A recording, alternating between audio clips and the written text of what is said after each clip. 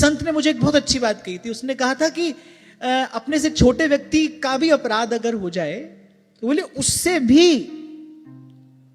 उससे भी क्षमा मांगने में बड़े से बड़े व्यक्ति को संकोच नहीं करना चाहिए। कुछ लोग क्या चतुराई करते हैं, दिल किसी का दुखाया और फिर मंदिर में भगवान के सामने जाकर खड़े हो गए कि प्रभु हमसे भूल हो गई, हमको क्षमा करना। क्यों? क्योंकि उससे क्षमा मांगेंगे तो शायद हम छोटे ना हो जाएं। अरे कौन है, हमारा सेवक सहयोगी तो है, अब उससे जाकर कैसे क्षमा मांग लें? वो जो अहंकार है उसको चोट लगती है ना।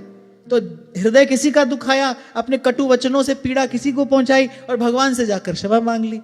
वो जो मंदिर में है वो तो तुम्हारा बनाया भगवान है।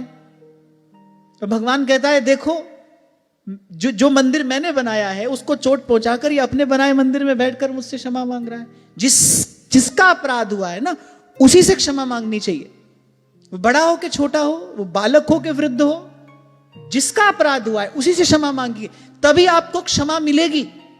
क्यों नहीं उन्नति होती? एक साधक की उन्नति कब नहीं होती, क्यों नहीं होती? ये छोटी छोटी बातें बांधे रखती हैं उसको। तभी कबीर कहते हैं ये संसार कांटों की बाढ़, उलझ उलझ मर जाना है, उलझ उलझ मर जाना। मेरा अनुभव तो यही कहता है कि क्षमा मांगने से आप छोटे नहीं होते, क्षमा मांगने से बड़े होने का द्वार खुल जाता है, मार्ग बन जाता है। और जिसकी भूल हुई, जिसका अपराध आपने किया, उसी से क्षमा मांगना, तभी क्षमा मिलेगी। यही नियम है, यही सिद्धांत है। किसी को भी पीड़ा पहुंचाई, किसी से क्षमा मांग ली, ऐसी थोड़ी क्षमा मिलती है। क्षमा मांगने का अर्थ ही तो होता है अपने अहंकार को विसर्जित कर देना। आप सोचिए जो क्षमा मांगना है वो क्या है? यही तो है, मैं अपना अहंकार छोड़कर अपनी भूल स्वीकार करता हूं। इसी को विनम्रता कहते हैं और इसी को पात्रता भी कहते हैं। पुराण का वचन है विद्या से विनय, विनय से पात्रता। इसलिए मैंने कहा इसी को पात्रता भी कहते हैं, कृपा की पात्रता। एक बात ध्यान रखना, तुम्हारे लिए ये प्रभु का बनाया नियम कानून किसी भी काल में बदलेगा नहीं। हमको स्वयं को इसके अनुकूल बनाना है। ये हमारी मन मर्जी से नहीं बदलेगा। वही मार्ग है जिस पर संत चलकर गए हैं और हमारे लिए इसमें कोई परिवर्तन नहीं किया जाएगा। अपना मंगल चाहते हो, अपना कल्याण चाहते हो, अपना अभ्युदय चाहते हो, तो स्वयं को परिवर्तित करने के लिए तैयार हो कि भाई बहुत भूल हुई, अब नहीं करेंगे।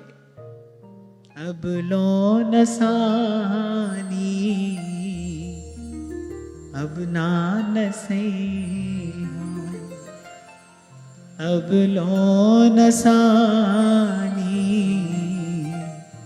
अब नानसे हो। राम कृपा भव निसासिरानी,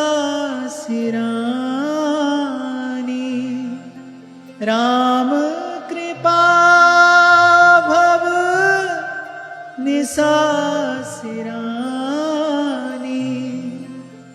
जागे पुनि ना डसे हो, जागे पुनि ना डसे हो,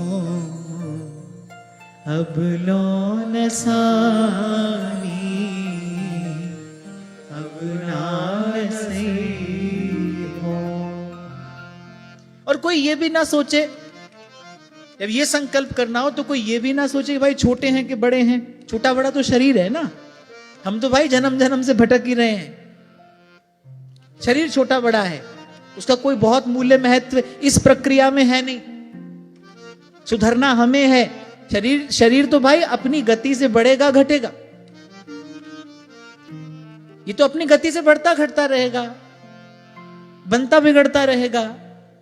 सुधरना शरीर को नहीं है ना, आयु शरीर की है, आपकी नहीं है।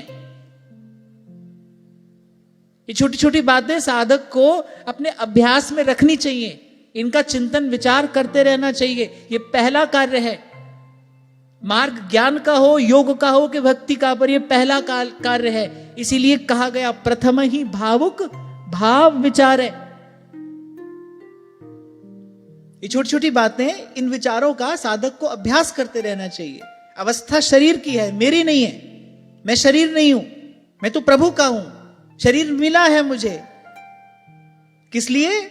वहां तक पहुंचने के लिए जहां साईं की नगरी परम अति सुंदर, तहां कोई जाए न आवे। चांद सूरज जहां कौन न पानी, को संदेश पहुंचा।